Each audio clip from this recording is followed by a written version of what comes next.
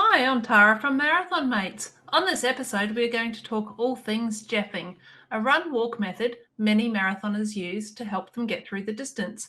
Are you ready to run? Let's go! Welcome to the thrilling world of the Flying RuNR, brought to you by the Marathon Mates.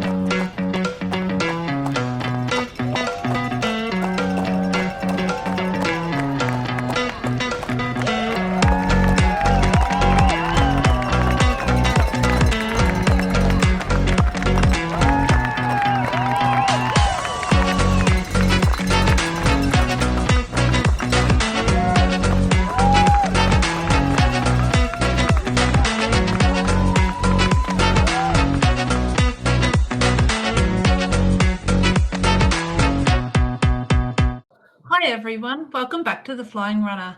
On this episode, we're going to be talking jeffing. What is jeffing, you may ask? Jeffing is a run-walk technique that was created by Jeff Galloway. This form of running is a great way to run a marathon, and we've seen many runners use this technique to get PBs and achieve their running goals. As usual, I am joined by Tim and Tony. Guys, how are you this week? Hey, I'm good. How's the ankle? Yeah, the ankles. Okay. I'm smiling at least. I did 2 consecutive days on the weekend where I did a combination of run walk and 30 seconds of running, followed by a minute of walking. But then I changed that up a little bit during the course, and so I did 7K on Saturday, 5K on Sunday. Wow. What's really surprised me though is that how much, like, my quads were really hurting today, and my hips were really have been really hurting. So it's interesting how you limp around the world for like 7 days, 7 weeks, like I did with my ankle. How much that changes your body, and then to get back into normality is just really weird. So the ankle feels good. It's still swollen. It looked a little bruised this morning, but I've got some pain at the back of the Achilles. But I'm firmly got my mindset that I'm moving forward. So it's nothing unbearable at this stage, just really confused about the rest of my body. So what about you guys? What did you guys get up to on the weekend? So before I tell you what I got up to, it might be that you're favouring one leg more than the other because of that fear or rolled ankle that you've had in the past, and you may therefore just be altering your run stride just a little bit, and that's maybe why you're hurting some of those muscles as well. I've got no doubt that that's probably nailed it, Tim, because Yeah. I'm trying to land softly. I'm not trying to put the whole weight back on the ankle. I know that it's healed, but it's not strong. So, but yeah, really, like, both quads, hips are really sore. I think the back was because I'd elevated the foot while I slept. Yeah. And so it's changed my sleeping position. So I think that's the back. So I think the back will come good because I've said bugger the ankle and bugger the elevation while I sleep. So, but yeah, so yeah, it was 12 weeks Sunday. So yeah, feeling good. Plenty of time, and you've run a sixth of a marathon now, so it gives you some confidence. You've backed it up with another 5K run, a park run on the Sunday. Yeah. You know, park runs are on Saturdays, but that's okay. Speaking of park runs, so we went to our Bunyaville park run, our local park run, and it was their 10-year anniversary. So they're one of the, they're the top 50, I think, marathon park runs here in Australia. They were 53 or 54th ever park run established. So to get 10 years up was huge. For people who don't know, Bunyaville Parkrun was really the start of Tara and my running journey. It started 10 years ago, but Tara went to the 3rd ever Bunyaville Parkrun. So just around Christmas time 10 years ago, found this thing that the other girls at gym said, come along, have a try out and see how you go. Liked it so much, it dragged me into it. I couldn't even run the first kilometre when I went and did parkrun. And yet here we are 10 years later, and we've run around the world. We've met a lot of great friends. We've met you. We've met lots of other people that we're grateful for, but we've had a lot of fun together, and it's really changed our health and well-being. So and now you're kicking my butt in every single run. Who was the fittest, stronger one, and now it's you. So it was really nice to get there and celebrate their 10th birthday and catch up with many people that we've met there over the years. And there's still a handful of originals that were there 10 years ago that turned up on Saturday as well. So it was quite an emotional type of run, I guess, because it was celebrating and a happy type run. But a good one for us. We ran them separately. Started off running together, but we then went a bit separate. I went a bit harder. Bunyaville's very hilly. It's got lots of ups and downs. It's a trail course. So there's even water in the creek this week. Yeah, there was even a water crossing at the creek. Be completely dry and it's great. You just fly through it. Then there's other weeks that you've got to do a bit of a jump through, and then there's other weeks that you've got to wade up to your knees through or your hips through. So it depends on how much rain we've had. Yeah. But it's friendly. We only ever get about 70 to 80 people. I think we got a few more this time.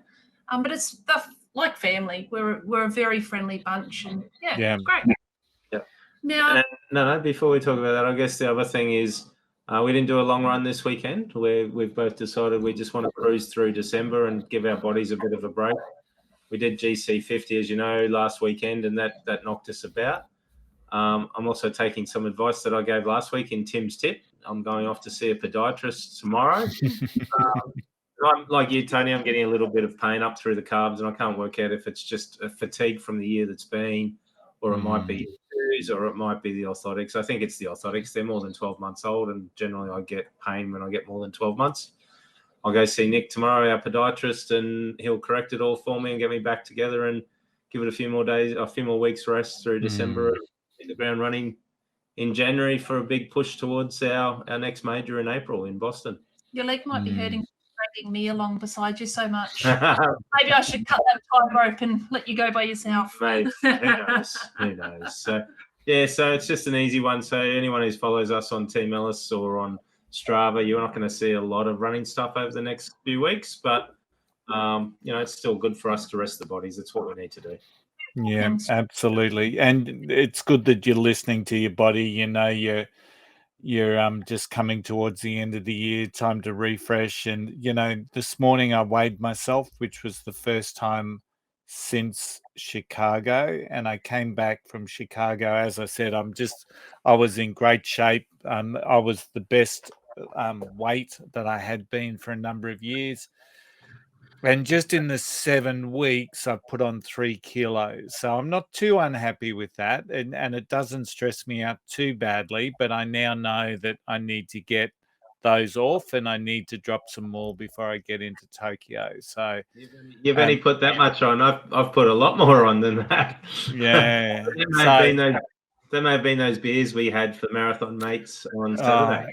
Well, that's the thing. That's why I'm not too unhappy with that, because I have been a little bit more liberal in my forced rest of maybe having a couple more beers than necessary. So it'll be good to get back into some discipline. And yes, for all of our followers out there, we did catch up with the Marathon Mates, and it was just amazing when you look at that small circle of people. There's 8 of us or something that was there on Sunday, and comrades, the Big 5 marathon, as well as Tokyo, Boston, Chicago, New York. And then on top of that, we've got Jed and Kay doing the Dopey Challenge in Orlando. So we've got just around that table, all of those experiences that we're going to be sharing with each other. And plus Gold Coast and Sunshine Coast and all the other little local events that we'll be doing as well. Absolutely. But it's amazing.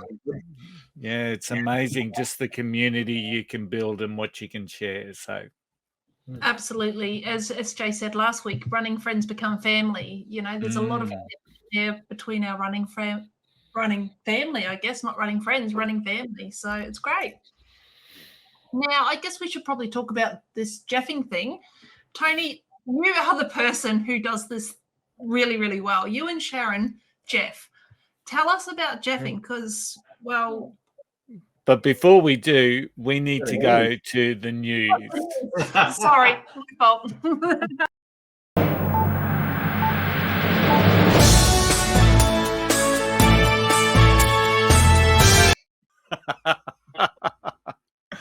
All right. All right, Tim, let's go to the news and tell us about what's been happening around the world this week, and then we'll talk about Jeffing a bit more. Tara's very keen to get into Jeffing, so try this Jeffing thing. So, Okay. yeah. All right, so around the world in the news in the past week or so. Last week we talked about Valencia Marathon. We talked about the fourth fastest marathon time being set by the winner, the men's winner. But it's since come out in the last week or so that there were 40 separate national records set in that one event. So that's a quick event, and it's got to make you think about what's going on with race times at the moment. I know, Tony, you and I have talked about this a little bit. We've talked about how quick things are. Is it the shoes? Is it the training? Is it something else? So it's got to make you think when you get, the fourth fastest time of all time, the top 15 runners in both the men's and the women's, when you compare their results, was very similar to the Berlin race this year. And then to hear 40 separate national records in one event. I know it's a flattish course, but it's just amazing what's going on in the world of marathoning at the moment. Yeah, I get amazed by it still, as you know, and it sort of does my head in a little bit. And even more so for me, it's how quick people are in their first or second marathon. So you look at Kelvin Kipton, and like he ran a 2:03, then a 2:02, then a 2:01, then all of a sudden he's at 2 hours flat. And I was thinking today, and it's I just pulled it up as you were talking, Tim. I was thinking, did Eliud Kipchoge run that fast from his very first marathon? No. And No. he was 2:05:30 in 2013 at Hamburg. Yeah. So certainly not in the vicinity of the 2:01s and the 2:02s, but 2:05 in what's that, 10 years ago? That was a quick time, I'd imagine. So they're certainly changing the face of marathon running. Yeah, it was a quick time, but it wasn't a world record at that time. And he worked his way up over a number of races to the world record. These guys are coming in and just going bang. You've never heard of them, or I haven't heard of them, I guess. And they're coming in with a different mindset. I know we've talked about the shoes before. I don't think the shoes are the things. And if you listen to the runners, they're saying that's not what makes them run quick, but it's what helps them recover. So they can do more training sessions during the week, more distance during the week, and maybe all that accumulated leads to faster running times overall. But it is interesting, and I'm not sure if we have seen the end of these quick times. I wish people would stop focusing on the quick times and start focusing on racing a bit more rather than trying to go for the quick times. But it is interesting to see the quick times. But it doesn't help, or it does help, I guess. Valencia next year has said, come to Valencia and run a fast time, and if you set the world record, we'll give you $1 million US for the first one who cracks the world record next year. So they're really going out of their way to attract it. And I see your note on there now as well, that in Valencia, there were 5,000 runners who ran a sub-3 marathon, which is just unbelievable. It's crazy. I know I was listening to the Running Channel podcast today, and Andy Badley was talking about his race. He ran a 2 hours 53, and he was 3,800 and something. It was from memory. So how many entrants do they get for that, Valencia? They get up around 40,000, 35 to 40,000 entrants. I guess that's a very good amount for the sub. Like it's a huge marathon, but yeah. Who was the new Masters record was set also at Valencia, wasn't it? Keeley, yes, by Keeley. So he's 42 or 43 years of age and ran a 2:04 or 2:05 to set the new Masters world record. It's just ridiculous. So something to think about. Kipchoge is 40 next year, and on November 5, I think he's around that time. So that that gentleman that just had the Masters record may only have it for a year, because you'd imagine Kipchoge is going to run a bit quicker than that if ever he runs. Keeley Yeah, Bakili, who the guy you're talking about, was 1 second off or 2 seconds off setting the world record a couple of years ago at Berlin. Yeah. The second all-time fastest time. Never was able to crack Kipchoge. So it would be disappointing if Kipchoge just comes along and sets a 2:02 or something like that next year. But anyway, it is what it is. Now, amazing. Speaking of Kipchoge, Kenya has named their provisional Olympic team for next year. And boy, oh boy, isn't this a dream team? So in the men's side, they've got Kelvin Kiptum, Eliud Kipchoge, Kip Kamo, Timothy Kiplagat, and Benson Kipruto. So they're all serious runners, right down to even Jeffrey Kamora and Amos Kipruto and Titus Kipruto. So it's like the Kiprutos are all through there. So you got to think, just looking at that team based on times alone, that's first, second, and third, gold, silver, and bronze tied up there. But we've said it before, I can't see Kelvin Kipton going there. He's talked about running in Rotterdam, and he's going there with a purpose of probably setting the world record and going sub 2 hours. So if he does that, Eliud would have to be the number one ranked runner there in that team. But as you know, anything can happen in a marathon, and anything can happen in the Olympics. In the women's side, again, a very strong team. There's Ruth Chepnachich, Rosemary Wanjiro, Jep Koskai, Shep Kuru, Jep Chirachura, who won in New York last year and won the previous gold medal in Tokyo. And then you've got Bridget Gosgai as well. So again, that's probably first, second, and third, or gold, silver, and bronze up there for the women. So I can't imagine all those people being there next year, but it's going to be a very interesting wait and see to see who pulls out first and who goes and who doesn't go from the team. Speaking of major marathons, so this week Berlin and Chicago have held their lotteries for general applicants running the race. It's very hard. I can't find any of the statistics associated with it, but just looking at Berlin lottery, I think there's around about 20,000 places available. So a bit under half of their field is taken up by the lottery. I've heard numbers around about 120,000 people entered the Berlin lottery. So you got about a 1 in 6 chance if you got into the Berlin one. Chicago's come through, and it's again very similar numbers. In fact, I think it's more. It's not 120,000. It's probably closer to 250,000 entrants in that lottery. So they're big numbers. But if you didn't get in on Berlin or Chicago lotteries, the good news is Traveling Fit has packages for those races if anyone is looking for them, and you can get in contact with Traveling Fit, sales@travelingfit.com. Free plug, Murray, Mara, Michael. Thank you very much. But yeah, you can contact Traveling Fit and go in through those guys if need be. If they've got spots available left. Yes. So yeah. Now the other big news of the week for those who are Boston fans and those who love their jackets, and I know Tara and Tony, you both love your major marathon jackets. They've released the design for next year's Boston Marathon jacket. So for those who don't realize, the jacket reveal at Boston is a big deal. Sometimes it's blue and yellow, the traditional colors. Other times they mix the colors up. They used to sort of go alternative years, but now it seems to be every year they're coming up with a different color scheme. The colors this year are predominantly red and blue in colors, which to me suspiciously aligns with the colors of their new major sponsor, Bank of America. Is that true? Is it not? I don't know. But Tara, you've seen the jacket. I actually don't mind it. It's look, I don't really care if it's blue and yellow or if it's embroidered or if it's what color it is. I will buy the jacket even if it cost me $4,000 in Australian money, only because, well, I've got the collection started, so I might as well finish it now. So yeah, I actually don't mind the jacket. I actually think it looks nice.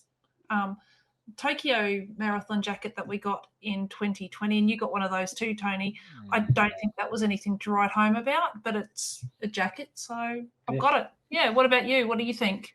Yeah, I actually like this year's Bank of America Boston Marathon jacket, because the other little thing that people have picked up is that the old sponsor, John Hancock, was never on the jackets, but No. Bank of America is now sitting firmly underneath the unicorn of the Boston Athletics Association, amateur athletics. So I don't mind the blue and red, but the Boston jacket and the discussions and arguments that people have Every around year. every year is just ridiculous. And when you get there, you'll see people in the jacket that they first ran the marathon in, the blue and yellow. And then every year, all they do is embroider a new year on the back. So you will see people who have run 10, 12, 14 marathons, all because they've embroidered extra on the back. So to me, it's like there's a lot of pride, obviously, in people that run Boston, and well done. Congratulations, especially all those that can qualify. But to me, I like the jacket, blue and red. It's a little bit better than the ones that we got, although I'm liking the Boston more than I did when I was in Boston. So, but yeah, it's just an argument. It's just a discussion piece. And, it's a jacket that represents the event. And the event is now the Bank of America Boston Marathon. That's it. And that's what it comes down to, isn't it? You should be just grateful and proud of the fact that you've actually made it to the Boston Marathon. It's supposed to be this elitist run. It's not supposed to be about the jacket. It's not even supposed to be an elitist run. It's just supposed to be about the marathon. So for me, I'm just happy to have got a spot next year. I don't really care. So But you can also buy the tights and the shorts and the tops that all match the jacket. So you will see people fully decked out in it as well, no doubt. absolutely. And I have seen on other pages where they are actually selling the blue and yellow jackets with the Boston Marathon unicorn and the logo and all that. Not through Adidas, is it Adidas? Yeah. That's the official sponsor. It's through a different company. Obviously not an official jacket, but you can buy a blue and yellow one if you go onto some dodgy website. Be that your PayPal account gets hacked. So I don't promote websites. Yeah, so that's one. I guess the other good thing with it being red and blue, it's the colours of a very good football club in the AFL, which we follow. So Tara can always wear it to football games. Go the Demons. Yes, Tim. Anyway, now the other big news of the week, our very special friend, our very good friend, who was on episode 19. If you haven't listened to episode 19, go back to the episode 19, press play, listen to that, and then come forward to now. Kim Tudgman, who was on that episode, she was talking about the World Age Group, World Major Marathons Age Group Championships. Well, the good news is she's qualified again for Sydney next year. So Fantastic well news. done. Awesome work. And you get to run at home in a age group championship. So well done. Yeah, All great right. news. Well done, Kim. Looking forward to it. Awesome. Thanks for that, guys. Now Tim, you can get excited, Tara. excited about my jeffing. So, Tony, this is your specialty. This is yours and Sharon's thing that you do. When we were at the Dopey Challenge, we watched people, and I don't think I'd ever heard of jeffing before 2019. Went to Dopey Challenge, and then we met a guy called Jeff Galloway at the expo, and we're like, who's this dude, right? So, and then throughout the races would be like, people would be going 3, 2, 1, raise their hand, and they would pull over to the side and stop, and we're like, what's going on here? Worked it out, and it's actually a really efficient way to run. So do you want to tell us about how it actually works? Does it actually make you want to keep running again? I think if I stopped and started walking, do I want to start running again? How do you do this thing? Yeah, it's very interesting. At the end of the day, we would not have completed anywhere near the amount of running that we do if we hadn't taken up jeffing. And I've got to thank Sharon for introducing me to jeffing. But at the end of the day, at its very simplest, people will call it the run-walk method. You run for a set period of time, you then walk for a set period of time. I call it the run-recover method. And it is a very effective way to, especially as we're all getting a little bit older, and for those especially who may not have run a lot in their lives and pick up the bug a little bit later, it eases a lot of stress and tension on your legs and your joints. And basically, what you do is you set yourself an interval period, and you will run for a certain amount of time, and then you'll walk for a certain amount of time. So one of the interesting things is a lot of people sort of I don't know whether they treat jeffing as a real serious pursuit for runners, but there's been a 4-hour marathon that's been recorded under jeffing, and it all goes back to the intervals that you want to do, and it's how you treat the walk. So the walk is not about you slowing down because you can't run any further. It's part of a strategy. So as you said, Tara, I'm not sure how I would go if I slowed to a walk. Well, when it's part of your strategy, you don't necessarily take it as slowing to a walk. It's part of a transition period. So you've got a timer that goes off. You don't just automatically stop and walk. You sort of slow into the walk. And then as you get used to your timer periods, you then transition into the run again. So that's the way that I do it. And that's the way that I feel that it works the best. And that over time, the way that Sharon and I would have looked at it, and, there's been circumstances that have really stopped us maximizing jeffing to its fullest potential, is by, if you think about it, that we use the one minute on, 1 minute off. For us to improve our time in a marathon, if we were to go to 90 seconds on and a minute recovery, all of a sudden you're running for, what's that, 30% more in a marathon, which should effectively increase your time quite markedly. So, but yeah, it just, as things have occurred, that hasn't really allowed us to do that to its greatest impact. But yeah, we love it. We would not have done anywhere near the amount of running that we do if it wasn't for jeffing. So your walk or your recover part of it is not just a leisurely stroll in the park, I guess, is it? It's actually still got a lot of purpose. You're like walking with a lot of purpose still, just getting the breath in, bringing that heart rate down, and then that keeps it going. It's like once you've recovered enough, or once your time frame's up, you start running again. Yeah, so just some interesting stats now that we are on our Garmin watches is that during our run portion, we'll probably be on about a 5-minute or 5-minute 30 per kilometer pace. And then as we move into the run period, we don't want to go over that the walk period or the recover period. We don't want to go over that 9-minute pace.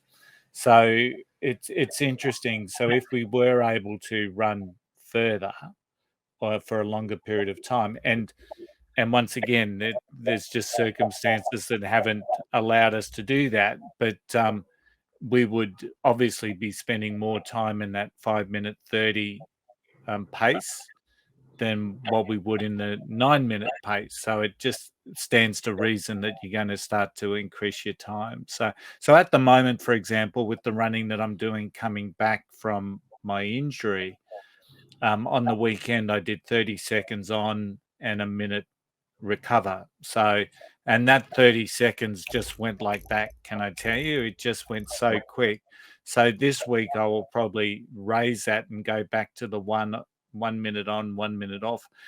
And during my runs on the weekend, I actually extended the run breaks on a number of times on both days, where I would go through a full cycle. So by that I mean I did a 30, I'd run through the 1 minute, and then of course I've got to run through the 30-minute again. So I was effectively doing those a 2-minute run section. Now, of course, I'm not doing 5-minute pace at the moment because of my ankle, but it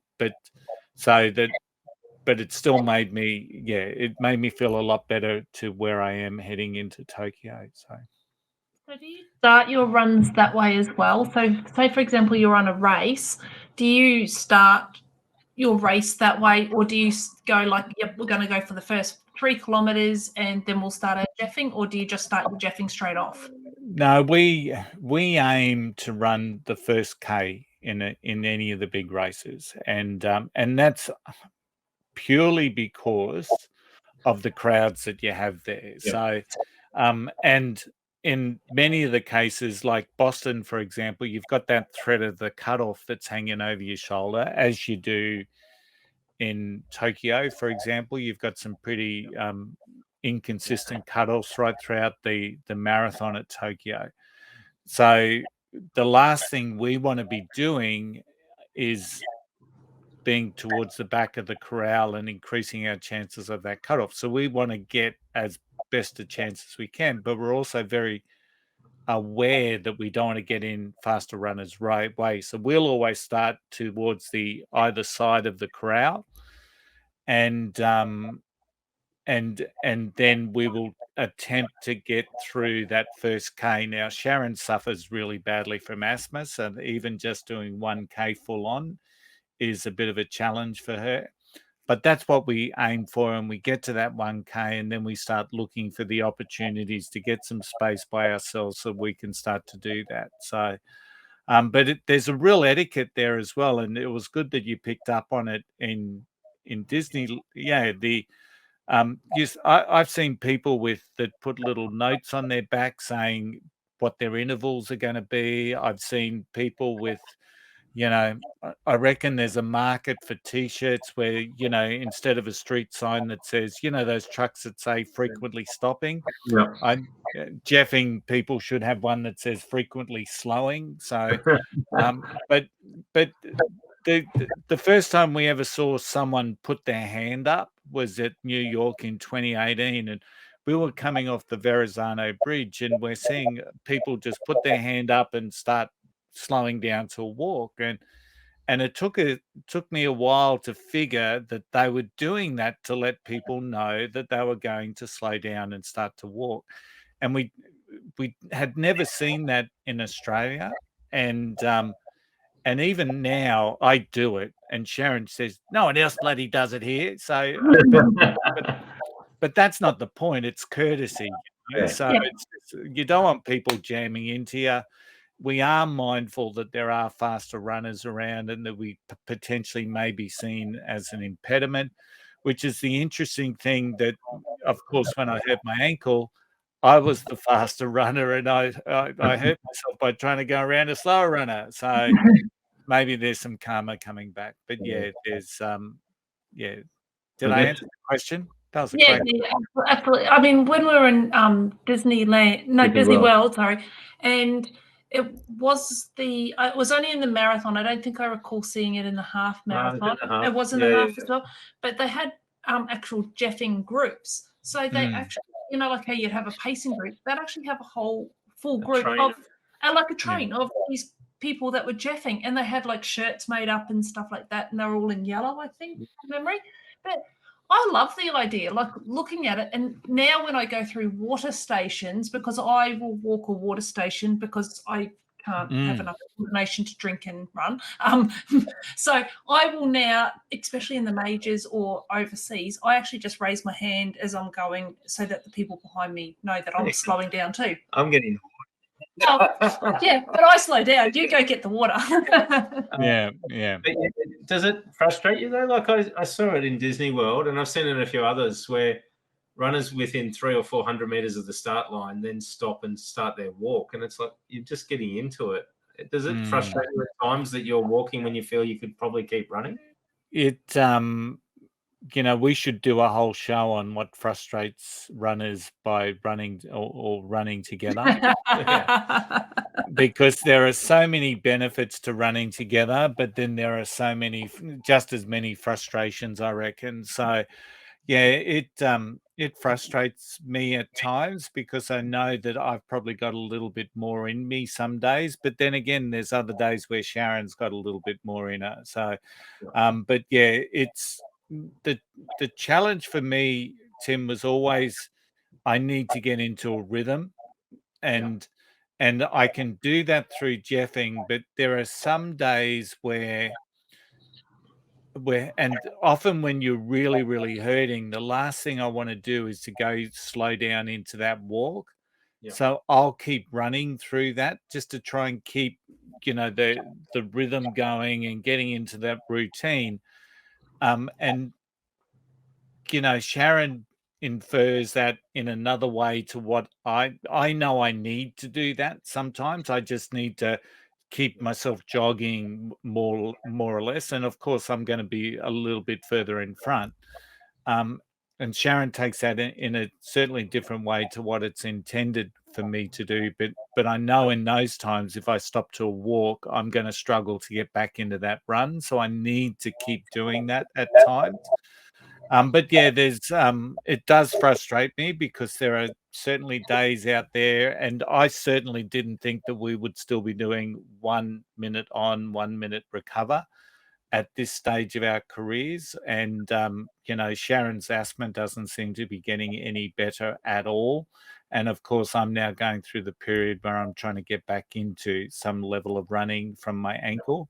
So I think Tokyo is going to be a 1 minute on, 1 minute off scenario. When we first started running, I used to always say to Sharon that when 2 minutes before the finish, 2Ks before the finish line, no matter what the distance, I'd always say to her, I'm going to test myself, I'm going to go. And as we know, happy wife, happy life. And I only did that a couple of times, and I realized the impact that had on um, on other people, and so I stopped doing that. But yeah, it does frustrate me, and I can understand that frustration. I listened to a lady on another podcast who jeffed a personal best at Chicago, and which is fantastic. But everyone who jeffs is ultimately going to get a personal best sometime. So it wasn't necessarily the technique that creates the personal best. It's going to happen. But she was saying that Jeff originally his ratios were 40 seconds running, 20 seconds walking. Yeah. And so when you think about that in terms of changing your running style or transitioning twice in a minute, you're thinking to yourself, my God, that's a lot of changeover during a 42K race. But the way I started to think about that was, well, by the time you've finished your run and you've transitioned and then transitioned back up, really it does probably minimize the amount of walking time that you're actually physically doing. So I don't think I could ever do that shorter ratio, but by the same token, people swear by it. So And I guess it's important to know jeffing's not just about running marathons. People jeff over 5 kilometer distances, 10 half marathons, and even ultras. But the thing I sort of like about it is you're working muscles a bit differently. But if you did it consistently enough, you'd actually build up a lot more strength, fitness, endurance through that process that you can then, as you say, change those jeffing intervals if you want to be able to run more, walk less, or spread it out a little especially bit if more. you're going up and down hills, I guess, because if your period is like, you've got to run up that hill and you'd normally go, I've got to walk because I'm too tired, and that's your period of running. Too bad that's your period of running. Is that how it sort of works? Do you keep going if it's the hill, or you take advantage of what the course offers as well? So in Boston, which was probably not the world's greatest example from 18 kilometers on, for me anyway, it's net downhill at the beginning. So we found ourselves, so if we're coming up a hill, we tend to say we're going to run down a hill. So the interval might be that you run partway up the hill, then you get into your jeffing transition.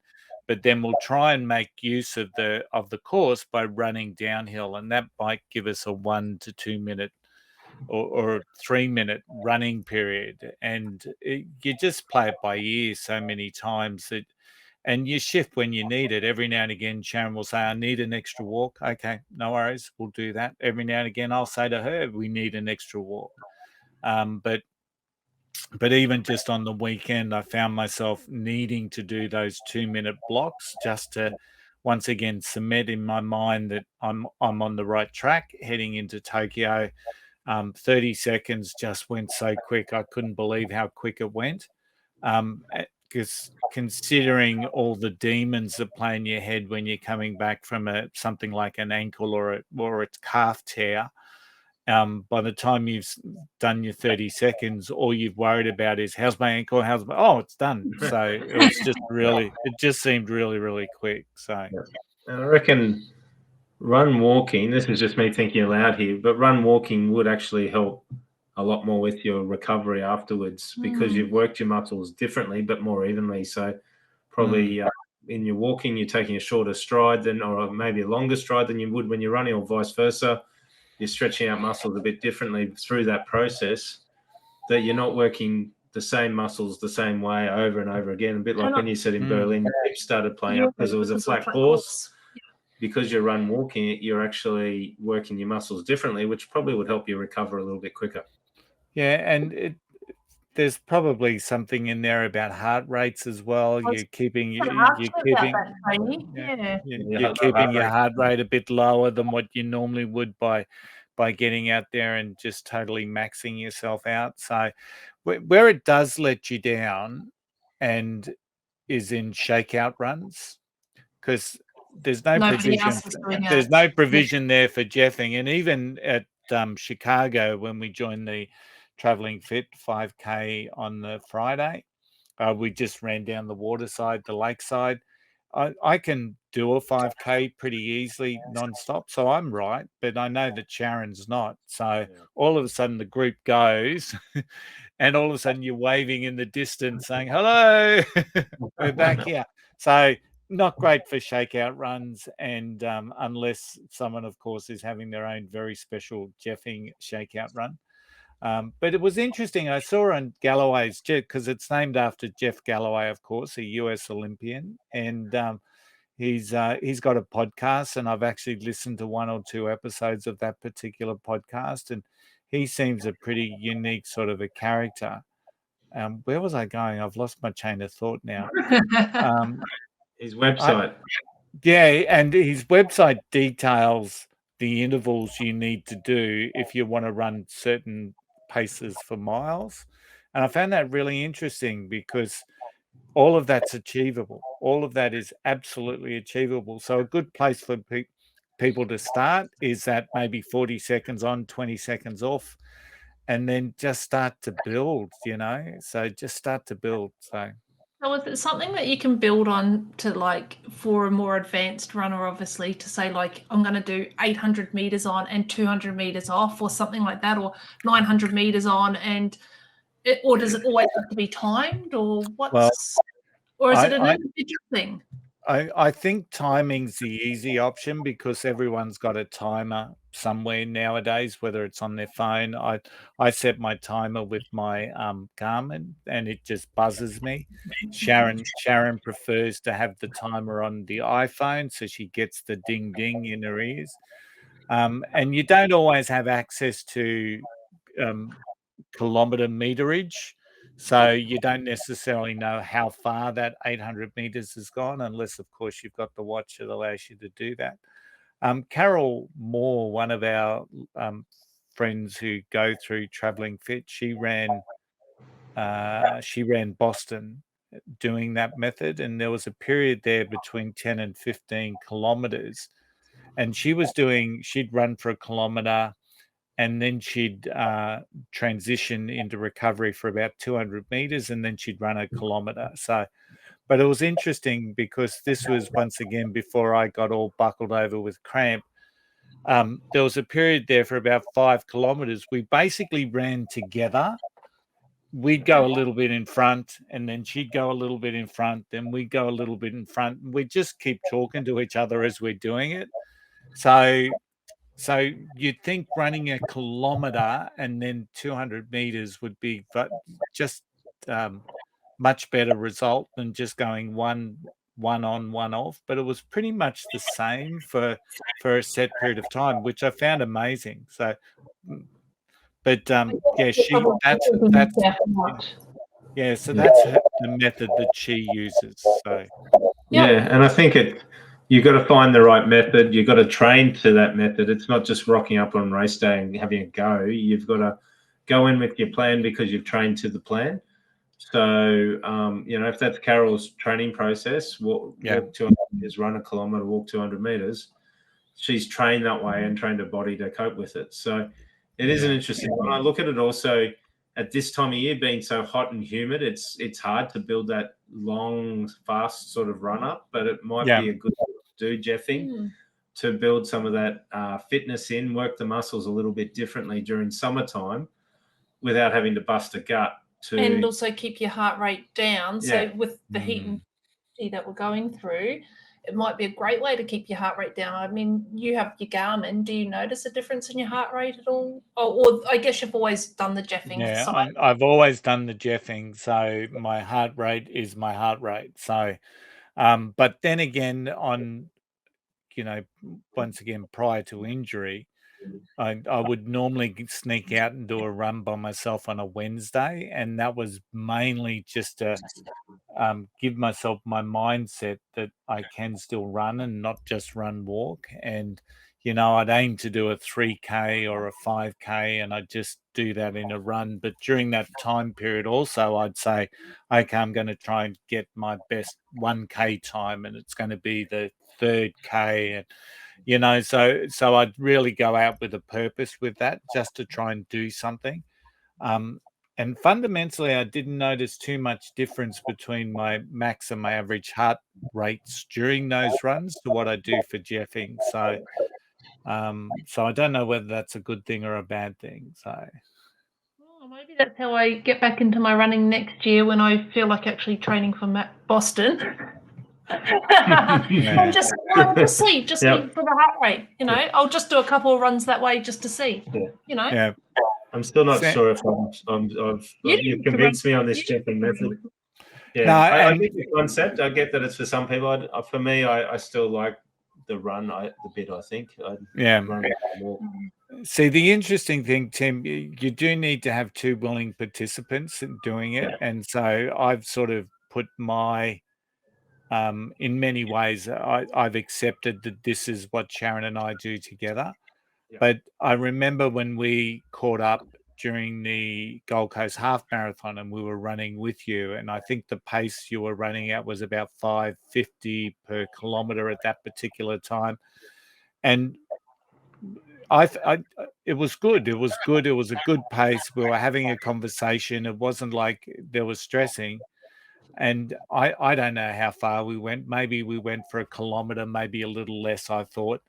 But I knew that was going to be like the max of it, because then we'd need to get into our transition. And maybe it's mainly mindset that's holding, that can hold people back doing Jeffing, that they get used to doing Jeffing and then sort of stress when they start doing a longer run. Maybe I'm not necessarily sure, but I think as you build and you naturally build your VO2 and all your endurance, I think you can achieve more if you're willing to stretch. Yeah, and coming out of that comfort zone is a big part of running, and especially being a marathoner, as you know, everything is out of your comfort zone. From probably K25, it's terrible. Don't let me put you off marathons, people. But it's all mental from about K25 onwards, isn't it, guys? And to come out of your comfort zone, perhaps it is a good way to do that Jeffing from the tough part as well, for somebody like myself or something like that. Maybe that's how you get your mindset back as well. Yeah, think if you did that, though, you'd need to train for it because you're busting your gut to the point where you're exerting almost everything in that first 25 Ks that you're then having to switch to a different running technique. If you train for it, you could probably do it. Just, getting your heart rate up, maxing your heart rate, using maximum energy, fatiguing your muscles, getting to 25 Ks, and then jeffing from there. You may end up just walking more than you're actually running. I'm not sure.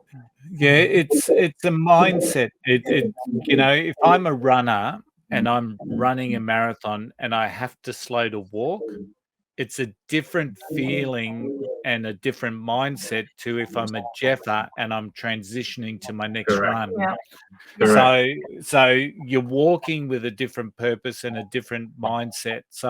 And that's why you hear a lot of runners who just will not ever slow to a walk, no matter how much it kills them. Or that they somehow have diminished. Like, we know people that have run 3-hour 30 marathons who feel that time was diminished because they walked for 25 meters or something to catch their breath or to reset their mind.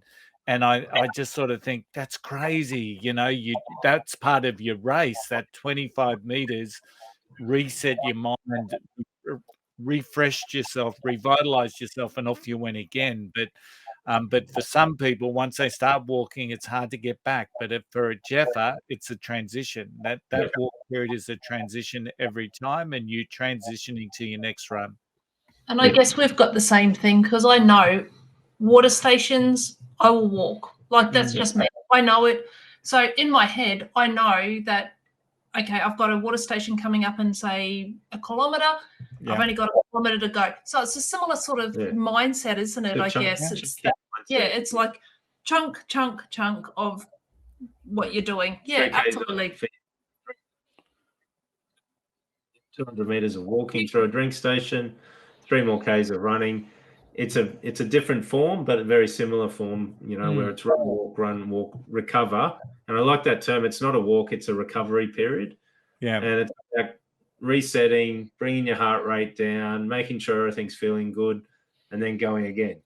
And I think with the jeffing, what you're saying, Tony, is the jeffing just keeps you at this nice, consistent pace, run, walk all the way through, that you're not getting your heart rate up to an elevated level. You're not fatiguing your muscles out before you walk. Therefore, you're able to recover and then keep going for a longer period of time doing it.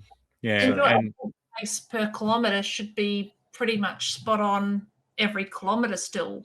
Even though you're doing, say, 5:30 and then 9 minutes, your average pace will still be whatever it is per kilometre, isn't it? Well, our aim when we go into, a marathon is that we aim to hit that 4K every 30 minutes, right up until we get to 32. So all going well, by the time we come into the 32 or the 33rd kilometre, we're sitting around that 4-hour mark. So that's our aim. And you can get that consistency by doing what we do, because we know our average feeling. And when I say average, our extended average. So if we were to, both of our best for a 10K is about 1 minute 5. So we know that if we're just doing a 10K, we'll push it, right? But if we're doing a marathon, we aim for 8K every hour. So we go 8, 16, 2 hours in, 3 hours in, we're at 24. And it doesn't, well, it very rarely goes to plan, but Chicago went to plan, and we just looked at each other and said, wow, we've done it. Let's slow down now, because, so we had that choice and we had that option. So, and it's just consistency. Absolutely. It is a consistency thing. It is a learning thing. And I think it was about my 10th or 11th marathon before I actually got to the point where I'm like, hey, I'm actually doing this in the right way now. Like, I've learned what my body wants to do. And it sounds like Chicago was that for you. So fingers crossed for Tokyo that this little setback with the ankle hasn't changed the mindset or the body too much, so that you can keep that momentum going the way that you have been. Yeah, well, even I worked it out. Even at I did 7K in an hour there on Saturday with the dodgy ankle. So even just doing that, that's a 6-hour marathon or close enough to.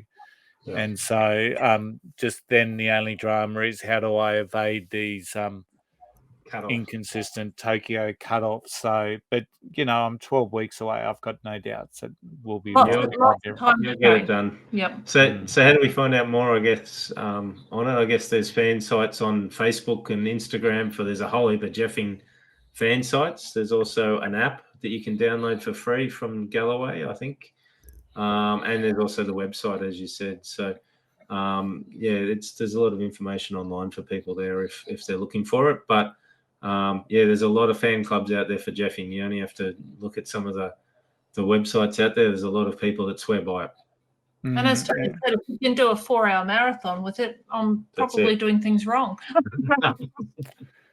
Yeah, and if it gets more people into running and being healthy, it's got to be a great thing. So I see people where we run do power walking, and that's potentially putting a little bit more strain on hips based on what you can see in their style than what Jeffing does. So there's going to be a method out there for everyone.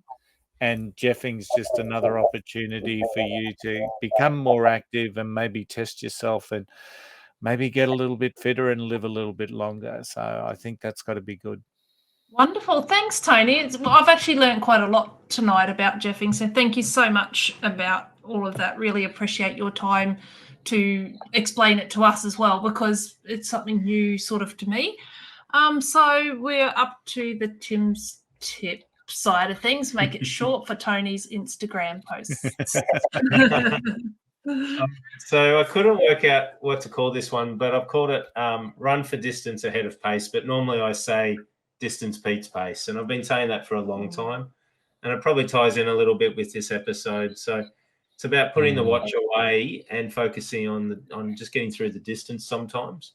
If you want to build up your endurance, you want to build up your time on feet, you want to build up your ability to run longer distances, nothing beats running distance. You have to beat distance. Don't worry so much about the pace, like what Tony's saying with the Jeffing method.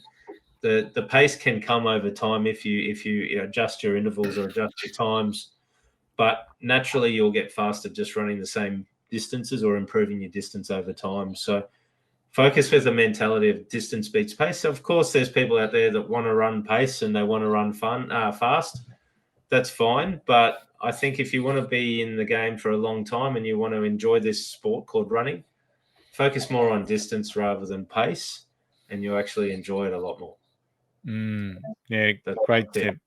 Great tip. Absolutely. And sometimes it's a little bit of an oxymoron that we talk about things like run slower to run quick. Yeah. And ultimately, I think you spoke about this recently, Tim. If you can run at a lower heart rate, it automatically starts to build up. So you hear a lot of people talking about zone 1 and zone 2, which are heart rates on Strava, or your Garmin, and they do a lot of their training in those sorts of zones, which then enables you to be able to run quick. And just as another interesting aside, I've got a colleague at work who is a very focused, dedicated, time-driven, results-driven runner. And he came back from an interstate trip just recently, and he was telling me about how he went out for a run with someone from where he was at.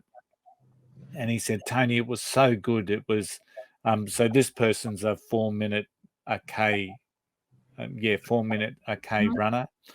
And he said it was just so good because I enjoyed it so much. We ran at 5 minutes 30 and it was just so enjoyable. And the girl I ran with ran a personal best time and she thanked me. And it wasn't me. It was just so much fun. And we were talking and everything. So maybe there's some, there may be a little bit of a change in some people because you've got to enjoy your running. And as Tim quite pointed out to me recently, he said there's going to come a time where age gets people who are focused on time, and you're either going to kill yourself or eat yourself inside because of that. that just get out there and enjoy. And if you get the chance to go quick, that's awesome. But just don't forget to not enjoy what it is that you're doing. So I think that's great advice too. Yeah. And that's exactly why Tim runs with me. He enjoys just running alongside me. He looks at everything. Everyone says to me, "Oh, do you buy the race photography?" No, I don't need to. I've got Tim. He takes all the photos for me as we go. So, but hey, you enjoy running a bit slow, not all the time, but you do enjoy running slow with me because you get a lot more out of helping somebody as well. It's easier on the body. The body doesn't hurt as much. You enjoy the run. You enjoy the experience a lot more. It's a happier time. It's good for your mental health. As you say, you're not stewing on, oh, geez, I missed that by a couple of minutes or a couple of seconds. And, you just enjoy it. And as a result, you're injured less. You're running, because you're enjoying it. You're getting up happy. It's a better place to be. So, yeah, focus on distance rather than pace. But it does also help us slower runners to run with faster runners as well, because it takes the mind off that whole, oh my God, I'm running, it's hurting me type thing. So, well, now starting to end our episode. So before we do, Tony, what's happening for us next week? Next week's going to be a great little episode. We're going to share tips and tricks on how you can run cheaper. Yes, you heard that right. There's no doubt that running can be quite expensive.